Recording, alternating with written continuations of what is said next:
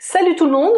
Ce week-end, apparemment, il y a un convoi de la liberté qui va sillonner les routes de France et converger vers les grandes villes. C'est étonnant quand même qu'à 60 jours, enfin à moins de 2 mois de l'élection présidentielle, ce soit par ce biais-là que se fassent entendre les revendications. C'est tout à fait inattendu et inédit en France. Ça en dit long sur la tension et la crise politique actuelle. Ça sera certainement un enjeu d'interprétation politique. Donc il y a un enjeu politique à ce mouvement qui va en tirer les leçons et qui va en tirer le bénéfice. Ça nous demande de réfléchir. Deux revendications différentes, une contre le pass vaccinal et l'autre contre l'augmentation du coût de l'essence. Ça n'a pas grand-chose à voir les deux. Le fait de faire converger les colères, ça fait pas de la convergence des luttes. Au sens, la convergence des luttes, ça doit porter vers un projet. Là, il n'y a pas de projet qui se dessine. C'est un mouvement qui est parti de Toronto, qui est parti donc du Canada et qui est porté par l'extrême droite. Donald Trump s'est engagé dans ce mouvement et c'est un mouvement qui essaime à l'échelle internationale. Comment ça se fait que ça marche? Probablement parce que ça intervient à un moment où il y a eu la crise du Covid d'une part et la crise